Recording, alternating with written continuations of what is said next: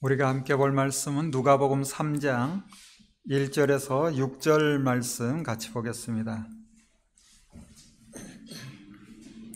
누가복음 3장 1절에서 6절 말씀 교독합니다. 제가 먼저 3장 1절 말씀을 읽겠습니다. 디베르 황제가 통치한 지 15해 곧 본디오 빌라도가 유대의 총독으로, 헤롯이 갈릴리의 분봉왕으로, 그 동생 빌립이 이두레와 드라고니 지방의 분봉왕으로, 루사니아가 아빌레네의 분봉왕으로,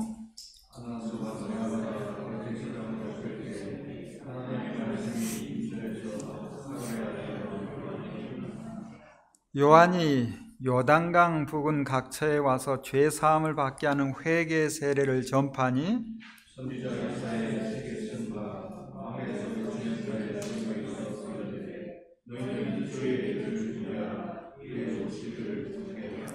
모든 골짜기가 메워지고 모든 산과 작은 산이 낮아지고 굽은 것이 곧아지고 험한 길이 평탄하여질 것이요 아멘. 하나님 함께 주의 말씀 대합니다. 기록된 말씀을 통하여 하나님의 뜻을 밝히 알게 하시고 주의 말씀을 깨달아 우리의 삶에 하나님의 말씀 따라 살아갈 수 있도록 우리에게 힘을 다하여 주옵소서. 예수님 이름으로 기도합니다. 아멘. 우리가 보고 있는 누가복음은 다른 복음서와 다른 점을 여럿 발견할 수 있는데 이미 봤던 1장에서 복음서를 쓴 배경을 자세히 누가는 설명하고 있죠. 그리고 2장에서는 예수님이 탄생할 때 정치적 배경을 설명하고 이어서 3장에서는 세례 요한이 활동할 때 역사적 배경을 설명하는데 다른 복음서에서는 관심이 온통 예수님께 집중되었다고 한다면 누가복음은 물론 예수님께 관심이 집중되었지만 역사적 배경과 함께 예수님의 행적을 기록하고 있습니다. 왜 그럴까? 성경은 왜 그렇다라고 밝히진 않아요. 그렇지만 우리가 좀 생각을 해보면 복음서를 기록한 4명의 저자가 있죠. 마태, 마가, 누가, 요한. 복음서를 기록한 마태, 마가 그리고 요한은 예수님의 직접적인 제자거나 그에 버금가는 인물이지만 우리가 보고 있는 누가복음을 기록한 누가는 그렇지 못합니다. 누가는 유대인도 아니요, 예수님과 직접적 만남이 있었다라고 볼 수도 없는 인물이다 보니 물론 그가 사도 바울과 함께 다니긴 했지만 다른 복음서의 저자들과의 차이가 있기에 누가는 복음서를 기록할 때 자신의 기록이 역사적 사실임을 밝히기 위한 한 방법으로 당시 정치적 배경을 설명하면서 자세히 기록하고 있습니다.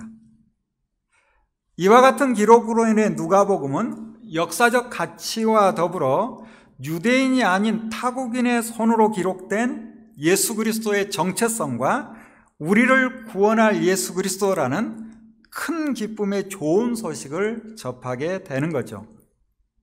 이제 3장에서 세례 요한의 활동이 시작되는데 우리 3장 1절 2절 말씀을 한 목소리로 같이 읽어봅니다. 3장 1절 2절 같이 읽습니다. 시작.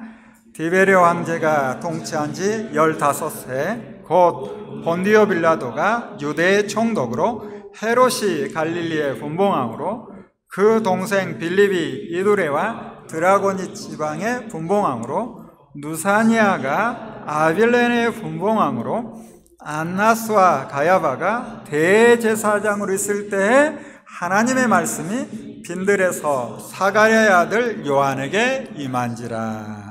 사가랴의 아들 요한이 빈들에 있을 때 빈들, 평평하고 넓게 트인 땅이나 비어있는 땅, 조금 더 구체적으로 유다 광야에서 하나님의 말씀이 사가랴의 아들 요한에게 임합니다.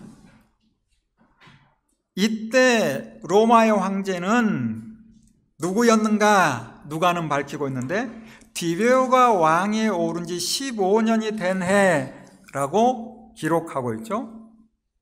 여기 3장 1절 말씀, 우리는 그냥 쉽게 읽고 지나갈지 모르지만 역사학자들은 굉장히 귀한 자료로 보는 거예요. 2000년 전 예수님 공생애가 시작될 때 세례 요한이 세례를 주는 그 시기, 그 주변 나라에 누가 통치하고 있었는가, 굉장히 중요한 역사적 자료가 되는 거죠. 읽었던 것처럼 디베료 황제가 왕에 오른 지 15해가 되었다라고 하고 있습니다. 우리가 2장 1절에서도 봤듯이 예수님이 태어날 때 로마 황제는 가이사 아구스토였다, 2장 1절에 밝히죠. 이 황제 가이사 아구스토가 후처를 취해요. 그 후처의 아들이 바로 티베리우스, 우리 성경에 디베료라고 되어 있죠. 이 티베리우스를 양아들을 삼아요. 그리고 주후 14년 8월 19일에 가이사 아구스토가 죽자 이어서 디베료가 로마의 제2대 황제가 되어 37년까지 약 23년 동안 통치합니다. 성경은 세례 요한이 활동할 때 디베료가 왕의 일을 이어받은 지 15년 되었다라고 하니 이때가 주후 28년쯤 된 것이죠. 그리고 이제 유대 땅에는 과연 누가 통치하고 있는가? 누가는 밝히고 있는데 빌라도를 총독으로 세웠다 하죠. 그리고 헤롯이 갈릴리의 분봉왕으로 있대요. 그리고 그 동생 빌립이 이두레와 드라곤 지방의 분봉왕으로 누사니아가 아빌렌의 분봉왕이었다라고 소개합니다. 지도를 보는 것처럼 길게 설명할 필요 없죠. 여러분 눈으로 확인하면 누가 어느 지역을 통치하고 있었구나라는 것을 쉽게 알 수 있죠. 말씀드린 것처럼 로마 황제 가이사 아구스토는 자신에게 충성을 다했던 헤롯 대왕에게 유대 땅을 포함한 팔레스타인 전역을 다스리게 했죠. 그런데 주전 4년 헤롯 대왕이 죽게 됩니다. 예수님은 헤롯 대왕이 죽기 전에 태어나셨고요. 이 헤롯 대왕이 다스리던 지역이 여러 아들에게 분할 나누어져서 통치하게 되는데 4분의 1의 영토를 다스리는 자라는 의미로 분봉왕 이렇게 부르게 됩니다. 그래서 처음에는 아켈라오라는 아들이 유대와 사마리아 지역 다스렸으나 주후 6년 이 아켈라오가 추방당하죠. 그때부터 로마에서 유대와 사마리아 지역은 직접 통치를 하는데 5번째 부임한 총독이 본디오 빌라도입니다. 그가 주 26년부터 36년까지 다스리게 되고 이 본디오 빌라도가 총독으로 있을 때 세례 요한이 활동을 시작할 뿐만 아니라 우리가 이미 봤던 것처럼 예수님께서 십자가에 달리실 때 역시 본디오 빌라도가 총독으로 있었다라는 것을 알 수 있죠. 그리고 다른 지역을 다스리던 분봉왕이 누구인지 소개하고 있는데 지도에서 보는 것처럼 헤롯 대왕의 아들이 여럿 있는데 그 아들들 대개 헤롯 이렇게 성경은 쓰고 맙니다. 헤롯이라고 하는데 헤롯 안디바가 갈릴리 지역 분봉왕으로, 그리고 헤롯 안디바의 동생 빌립이 이두레와 드라고니 지방의 분봉왕으로, 루사니아가 아빌렌의 분봉왕으로 통치하고 있은 그때 세례 요한이 활동하는 거죠. 뿐만 아니라 2절에서는 당시 대제사장이 누구였는지 기록하고 있는데 안나스와 가야바였다라고 밝힙니다.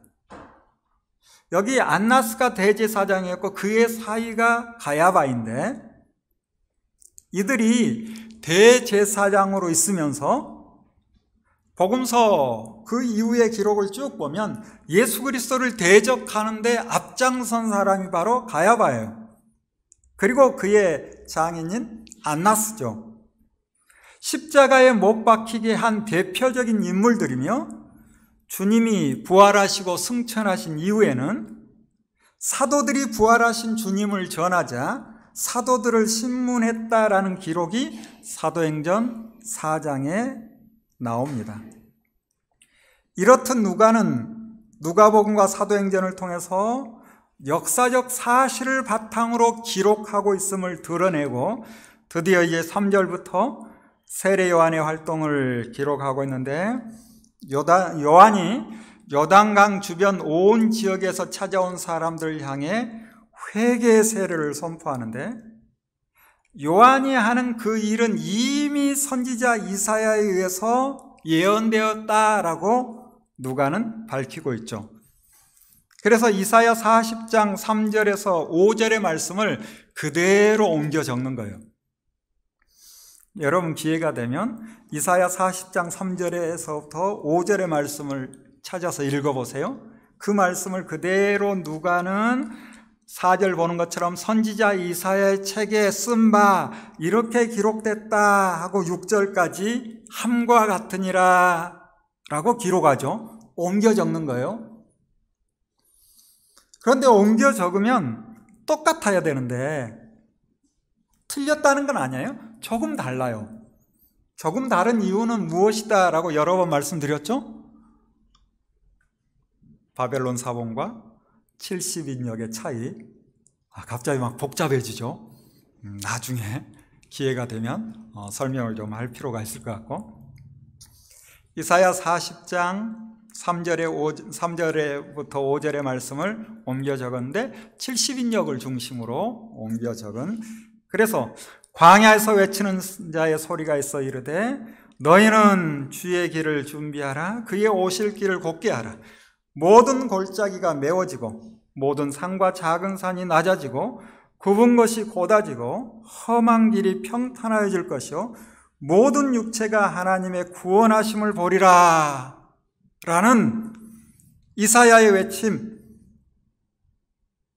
약 700년 전 선지자 이사야가 한 말인데 요한의 활동으로 주님 오실 길이 준비되며 주님 오심으로 모든 사람이 하나님의 구원을 보게 될 것이다 알립니다. 그렇다면 광야에 모인 사람들, 그리고 오늘 여기 모인 우리가 하나님의 구원을 보기 전에 주님을 만날 준비를 해야 된다라고 말하고 있죠. 여러분, 주님 만날 준비 됐나요? 이미 만났는데요 라고 생각하는 분 많을 거예요. 맞아요. 우리는 이미 만났어요. 그러나 2000년 전 그들은 아직 주님을 만나지 못했어요. 그래서 이사야는, 구약의 선지자든 메시아, 주님이 오실 것이다 라고 말씀하고 있고, 이제 세례 요한은 곧 오실 주님, 그 주님을 미리 선포하며 주님 만날 준비를 해야 된다 외치는 거예요. 그래서 세례 요한이 외치는 그 외침은 무엇인가? 누가복음에는 기록되어 있지 않지만 마태복음을 통해서 회개하라, 천국이 가까이 왔다 외치는 거죠. 주님 만날 준비, 회개하라 라고 외치는 거예요. 요한은 세례를 받으러 오는 사람들에게, 하나님으로부터 구원을 받기를 원하는 사람들에게 회개 세례를 베풀고 있는 거죠. 그래서 그들을 향해서 외치는 그 외침은 무엇인가? 독사의 자식들아, 누가 너에게 닥쳐올 진노를 피하라고 일러주더나 라고 외칩니다. 주님을 만나러 오는 그들을 향해서, 세례를 받으러 오는 사람들을 향해서 독사의 자식들이라 하니 과연 누가 세례를 받을 수 있을까라는 마음이 들기도 하죠. 여러분은 세례 받기 전에 어떤 마음이었나요?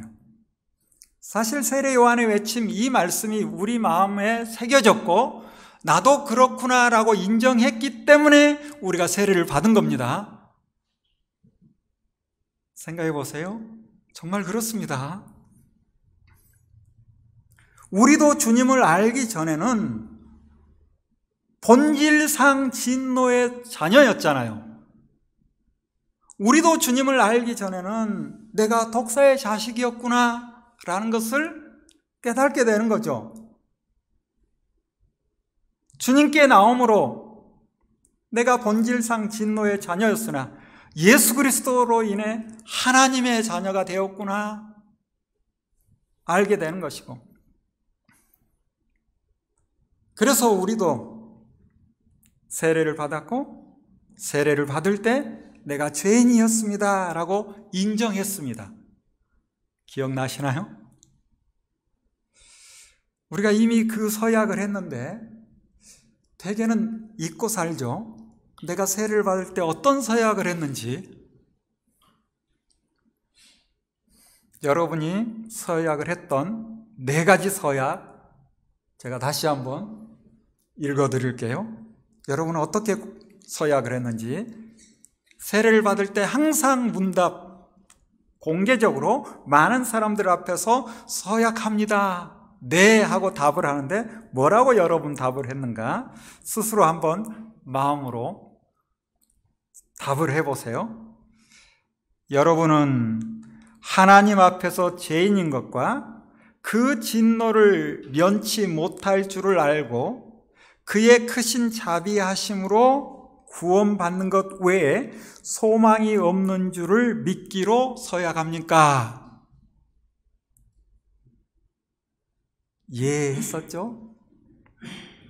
여러분은 그리스도께서 하나님의 아들 되심과 죄인의 구주가 되신 줄 믿으며 복음에 말한 바와 같이 구원하실 이는 오직 예수뿐인 것을 믿고 그분만 의지하기로 서약합니까?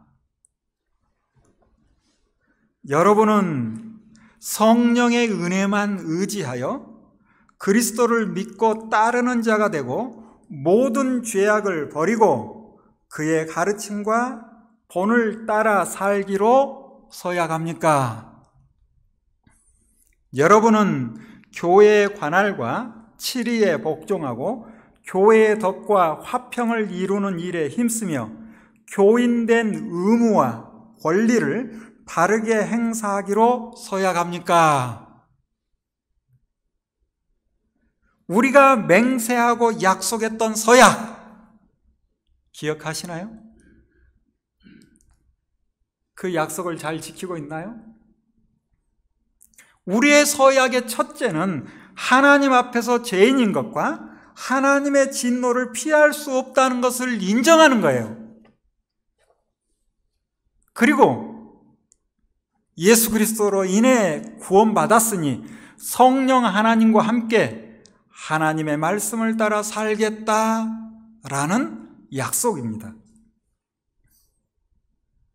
그래서 요한은 세례를 받으러 오는 사람들을 향해 하나님의 진노를 인정하라는 거예요.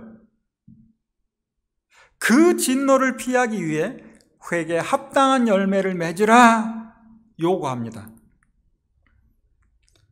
마태복음 3장에서는 많은 바리새인들과 사두개인들이 오는 것을 보고 하신 말씀이라고 기록하는데, 누가복음에서는 그 부분은 제하고 모든 사람에게 하는 하나님의 말씀으로 들어도 된다라는 의미가 아닐까. 단지 사두개인과 바리새인만이 아니라, 단지 그 시대 그들만이 아니라 오늘 이 시대 우리도 어떤 마음으로 과연 하나님 앞에 나오고 있는가? 내가 하나님 앞에 나와서 내가 죄인이란 것을 인정하고 이제는 주의 말씀을 따라 성령 하나님과 동행하며 살겠다라고 결단하고 있는가? 그 시대 그들만이 아니라 오늘 이 시대 우리에게도 묻는 것이죠. 당시 바리새인과 사두개인들은 많은 사람들이 세례 요한에게 가서 세례를 받으니 무슨 일인가 싶기도 하고 우리도 세례를 받아야 되는가라는 생각, 여러 가지 복잡한 생각을 가지고 그들은 세례 요한에게 나아갔을 것이고, 그들은 세례를 받지 않아도 우리는 이미 아브라함의 자손이니 하나님이 선택한 사람이다라는 생각을 가지고 있었으나, 요한은 단지 아브라함의 자손이다라는 생각만 할 것이 아니라 아브라함처럼 살아야 되지 않느냐, 아브라함처럼 살지 않으면 안 된다라고 외치는 거죠.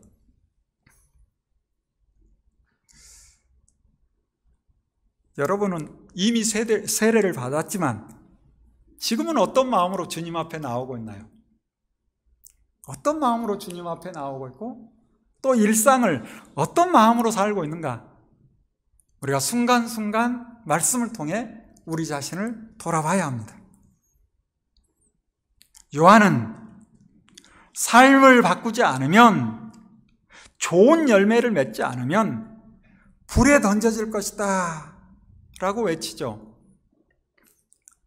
그러자 그들이 요한에게 묻기를 우리가 무엇을 해야 합니까? 라고 물을 때 세례 요한이 무엇이라고 말합니까?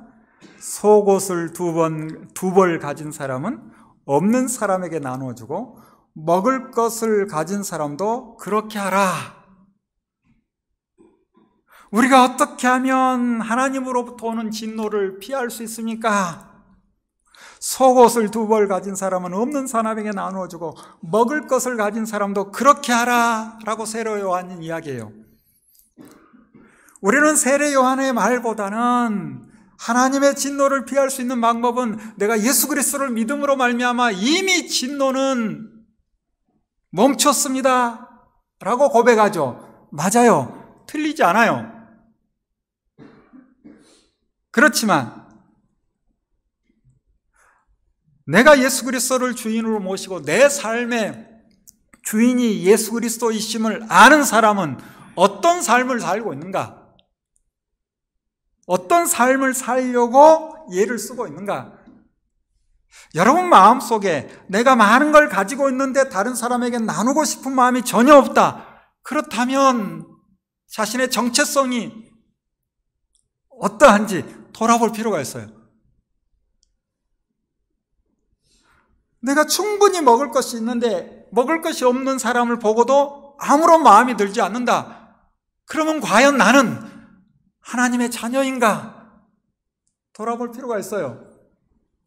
하나님의 자녀인데 마음이 무뎌졌는지, 아니면 하나님의 자녀가 아닌데 자녀인 척 착각을 하는지 한번 돌아볼 필요가 있는 거예요. 주님도 산상수훈에 속옷을 가지고자 하는 사람에게 겉옷까지도 가지게 하라 라고 말씀하시죠.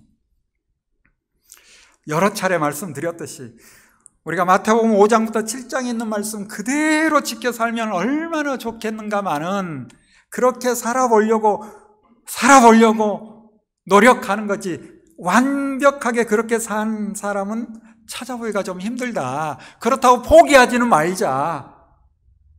그렇지만 기본적으로 출애굽기 20장부터 24장에 나오는, 특별히 20장부터 23장까지 있는 신의 산 언약과 시행세칙을 따라 살아가는 거, 이 정도는 당연히 해야 된다. 그리고 그 말씀에 충분히 연습이 되고 습관이 되어서 이제 주님의 말씀까지, 그래서 누가 내 뺨을 치면 다른 뺨이라도 돌려줄 수 있는 그런 마음을 가질 수 있는, 거기까지 가야 되는 거죠. 세리들도 세례를 받으러 와서 무엇을 해야 하는지 묻습니다. 이때 요한이 그들을 향해서 정해준 것보다 더 받지 말라. 세금 걷어야 될 그 것만 걷고 더 걷지 말라. 더 걷으면 자기 주머니에 넣는 거지. 그거 하지 말라는 거죠. 군인들에게는 아무에게도 협박하여 억지로 빼앗거나 거짓 고소를 하여 빼앗거나 속여서 빼앗지 말고 너희의 봉급으로 만족하게 여기라. 세례 요한은 세례를 받으러 오는 그들을 향해서 주님을 만나려는 자들은 이와 같은 삶을 살아야 된다라고 외치고 있어요. 당시 세례 요한의 인기가 대단하니 사람들은 마음속으로 요한이 그리스도가 아닌가, 요한이 그리스도가 아닌가라고 생각하죠. 그러자 요한이 스스로 답을 주는데 우리 16절, 17절 말씀 같이 한번 읽어볼까요? 16절, 17절 같이 읽습니다. 시작. 요한이 모든 사람에게 대답하여 이르되 나는 물로 너희에게 세례를 베풀거니와 나보다 능력이 많으신 이가 오시나니 나는 그의 신발끈을 풀기도 감당하지 못하겠노라. 그는 성령과 불로 너희에게 세례를 베푸실 것이요 손에 기를 들고 자기의 다장마당을 정하게 하사 알곡은 모아 곡간에 들이고 쭉정이는 꺼지지 않는 불에 태우시리라. 세례 요한은 주님이 오실 것을 말씀하며 주님이 오셔서 성령과 불로 세례를 베푸실 것이다 라고 말씀합니다. 그리고 이어지는 17절 보듯이 성령 세례 받은 사람은 알곡처럼 곡간 하나님의 나라에, 불 세례 받은 사람은 쭉정이처럼 꺼지지 않는 불, 지옥에 들어갈 것이다 라고 말하고 있어요. 이렇게 해석하는 분 꽤 많습니다. 성령이 불세례라고 보는 학자도 물론 있어요. 그래서 불과 같은 성령 이렇게 보기도 하지만 사실 문맥을 따라 제대로 파악하면 하나님의 사람은 성령으로 세례를 받아서 알곡으로 곡간에 끝까지 대적하고 믿지 않는 사람은 불세례, 영원히 꺼지지 않는 지옥에 이렇게 나누어서 해석하는 경우가 있죠.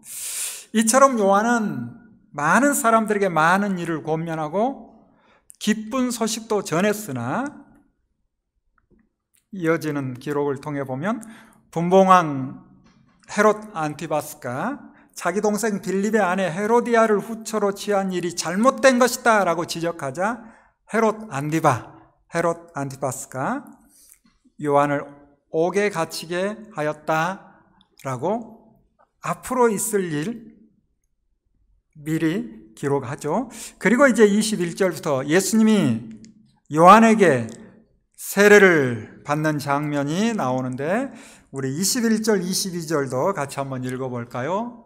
21절, 22절 같이 읽습니다. 백성이 다 세례를 받을세 예수도 세례를 받으시고 기도하실 때 하늘이 열리며 성령이 비둘기 같은 형체로 그의 위에 강림하시더니 하늘로부터 소리가 나기를 너는 내 사랑하는 아들이라 내가 너를 기뻐하노라 하시니라. 하나님의 아들 예수 그리스도께서 죄가 있어서 세례를 받으신 것이 아니죠. 죄인인 우리와 동일시하시고 모든 의를 이루기 위해 세례를 받으셨으며 성자 하나님이신 예수님은 기도하시고 성령 하나님 예수님 위에 강림하시고 성부 하나님께서 하늘에서 말씀하시니 성부, 성자, 성령 삼위의 하나님이 등장합니다. 이때부터 주님이 활동을 시작하시고 누가는 30세쯤 되었다라고 하는데 유대인들에게 있어서 30세는 참 중요한 나이죠. 제사장의 활동 시기도 30이요. 구약의 요셉, 그도 30세에 총리가 되었고 다윗은 30에 왕위에 올랐으며 예수님 당시 사내들인 회원 자격도 30세가 되어야 주어진다라고 전해집니다. 그리고 이어지는 말씀을 보면 예수님의 가문을 소개하는데 사람들이 아는 대로는 요셉의 아들이니 요셉의 위는 헬리오 그 위는 마따니요, 그 위는 레이요, 그 위는 멜기요, 그 위는 얀나요, 그 위는 요셉이니 동명이인, 동명삼인 같은 이름이 참 많이 나옵니다. 헷갈리면 안 돼요. 그 위는 마따디아요, 그 위는 아모스, 그 위는 나훔, 그 위는 에슬리, 그 위는 낫게요 하면서 38절까지 쭉 예수님의 아버지 요셉, 그리고 요셉의 아버지 헬리, 그 위 족보를 쭉 밝히는데 38절 오는 것처럼 그 위는 에노스요, 그 위는 셋이요, 그 위는 아담이요. 여기서 끝나야 될 것 같은데 어디까지 올라갑니까? 그 위는 하나님이시니라. 그 위는 하나님이시니라 라고 소개합니다. 여러분 기억납니까? 마태복음 1장 아브라함과 다윗의 자손 예수 그리스도의 계보라 라고 시작하여서 아브라함을 시작으로 이삭과 야곱과 유다 등 아브라함에서부터 위에서부터 아래로 내려와 마태복음 1장 16절에서는 야곱은 마리아의 남편 요셉을 낳았으니 마리아에게서 그리스도라 칭하는 예수가 나시니라 라고 마태복음 1장에서 예수 그리스도 그분이 아브라함과 다윗의 자손으로 오셨다라고 밝히죠. 그런데 여기 누가복음은 조금 달라요. 요셉의 위는 헬리오 하면서 위로 올라가서 다윗을 지나 유다, 야곱, 이삭, 아브라함을 넘어요. 멈추지 않아요. 노아를 지나가요. 아담까지 갑니다. 그런데 아담에서 멈추지 않았죠. 하나님까지.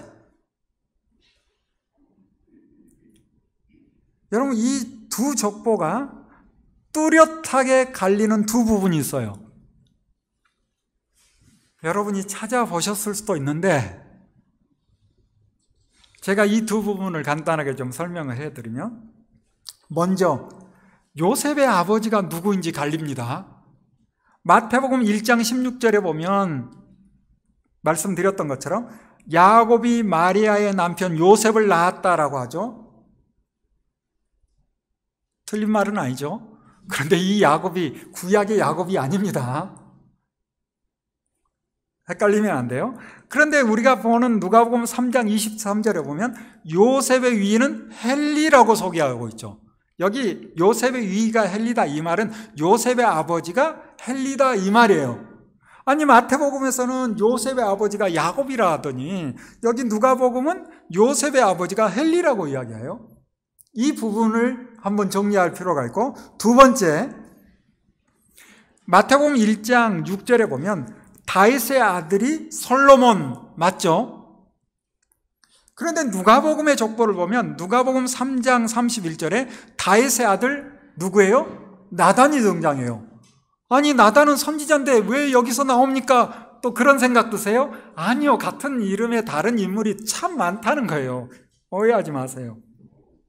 자, 이렇듯 마태복음은 다윗의 아들 솔로몬 이후에 왕의 계보로 이어져 요셉의 아버지 야곱까지 왔다면, 누가복음은 다윗의 아들 나단으로 이어져 요셉의 아버지 헬리라고 기록하고 있다는 거예요. 자, 먼저 하나 정리하면 다윗의 아들이 솔로몬인데 왜 누가복음에서는 다윗의 아들 나단이 등장하는가? 나단도 다윗의 아들일까요? 맞아요, 아들이에요. 사무엘하 5장 13절에 보면 다윗의 아들들을 성경 기록하고 있습니다. 헤브론에서 낳은, 헤브론에서도 아내가 있었고 예루살렘에 와서도 또 처와 첩들을 다윗이 얻어요. 그러면서 사무엘하 5장 14절에 보면 예루살렘에서 그에게서 다윗에게서 난 자들의 이름은 삼무아와 소닷과 나단과 솔로몬과 이렇게 기록하고 있죠. 그래서 예루살렘에서 낳은 아들들만 생각하면 첫째가 삼무하고 둘째가 소밥이고 셋째가 나단이고 넷째가 솔로몬, 이렇게 볼 수 있죠. 그래서 나단과 솔로몬 둘 다 다윗의 아들이에요. 그래서 다시 정리해보면 마태복음의 가계는 다윗의 아들 솔로몬으로 이어져서 왕의 계보로 간다면 누가복음의 계보는 다윗의 아들 나단으로 해서 왕의 계보가 아니라 어떤 활동을 했는지를 알 수 없는, 그래서 이 솔로몬 아들부터 그리고 나단 아들부터 서로 달라지는 거예요.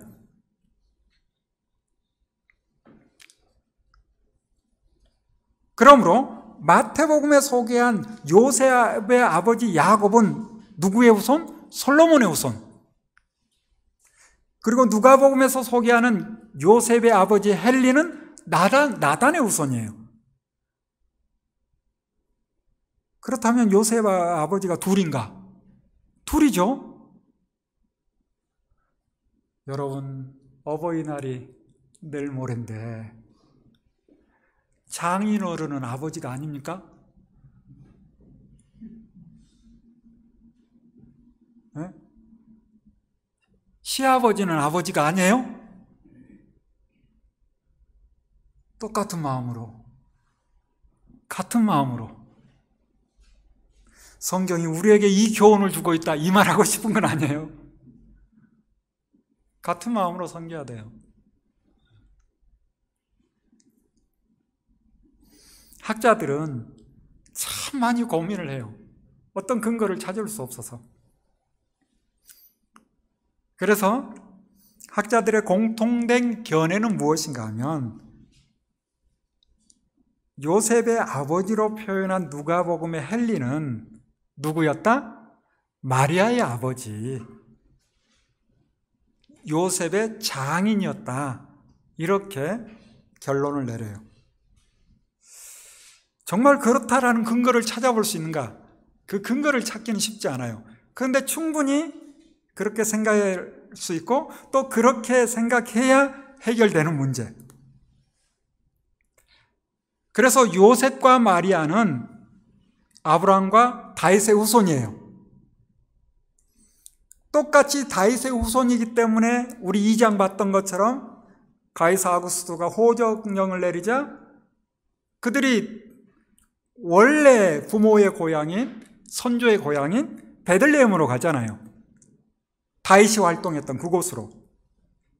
그런데 요셉은, 예수님의 아버지 요셉은 다윗의 아들 솔로몬의 후손이고 마리아는 다윗의 아들 나단의 후손으로 나누어진다 라고 학자들이 이야기를 하는데 저도 충분히 동의가 되더라고요. 그래서 마태복음은 요셉의 가문을 기록하고 있다면 우리가 보고 있는 누가복음은 마리아의 가문을 소개하고 있고, 이 두 복음서를 통해 알 수 있는 것은 결국 예수님은 성령으로 잉태하신 것이요, 예수 그리스도께서 아브라함과 다윗의 후손으로 오셨고 누가복음에서는 하나님의 아들로 오셨다라는 것을 강조하기 위해서 아담을 지나 어디까지? 하나님까지 올라가는 거예요. 예수님은 하나님의 아들이다라는 것을 밝히고 있죠. 사랑하는 여러분, 우리가 믿고 따르는 주님은 창조주 하나님과 동일한 분이시요, 그분이 우리를 구원하기 위해 이 땅에 오셨습니다. 누가가 전하는 복음 안에서 날마다 큰 기쁨을 누리며 살아가는 우리 모두 되기를 바랍니다. 기도하겠습니다.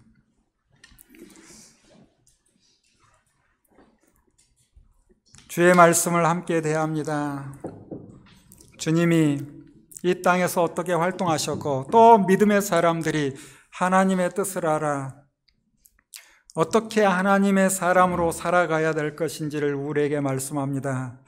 우리가 함께 보며 세례 요한의 외침을 마음에 새기고 하나님의 자녀로서 살아가는 것이 무엇인지를 생각하게 하시고 또 누가가 전하는 복음 안에서 날마다 큰 기쁨을 누리며 살아가는 우리 모두 되게 하옵소서. 예수님 이름으로 기도합니다. 아멘.